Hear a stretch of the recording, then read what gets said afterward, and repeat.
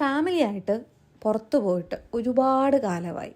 ഒന്നുകിൽ എൻ്റെ തിരക്ക്, അല്ലെന്നുണ്ടെങ്കിൽ അനിയൻ്റെ തിരക്ക്, അല്ലെന്നുണ്ടെങ്കിൽ വേറെ എന്തെങ്കിലും ഇഷ്യൂസ് കാരണം ഞങ്ങളുടെ ആ ഒരു ഫാമിലി ടൈം ഭയങ്കരമായിട്ട് ചുരുങ്ങി വരുമായിരുന്നു. അങ്ങനെ ഞങ്ങൾ എല്ലാവരും കൂടി പ്ലാൻ ചെയ്ത് നേരെ വെട്ടുകടയ്ക്ക് വിട്ടോ. വെട്ടുകട ചെന്ന് കഴിഞ്ഞാൽ കമ്പൽസറി ആയിട്ടും ഞങ്ങൾ ചെയ്യുന്നൊരു കാര്യമാണ് അവിടെ പോയി മെഴുകുതിരി കത്തിക്കുക എന്നുള്ളത്.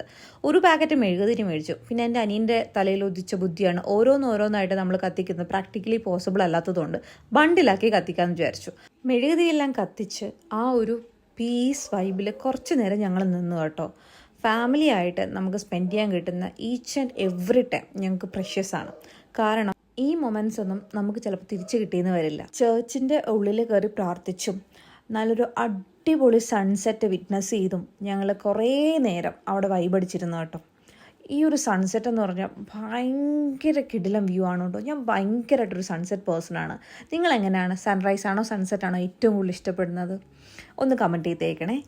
ഇനി ഈ വീഡിയോ ഞാൻ മെയിൻലി ഡോക്യുമെൻ്റ് ചെയ്യാനുള്ള കാരണം എന്ന് പറഞ്ഞു കഴിഞ്ഞാൽ എൻ്റെ മോളുടെ ഫസ്റ്റ് ബീച്ച് എക്സ്പീരിയൻസ് ആണ് കേട്ടോ. എനിക്കത് എന്നും നല്ലൊരു മെമ്മറി ആയിട്ട് സൂക്ഷിക്കണം എന്നൊരു ആഗ്രഹമുള്ളതുകൊണ്ടാണ് ഞാൻ മെയിനായിട്ടൊരു വീഡിയോ ഞാൻ എടുത്തത്.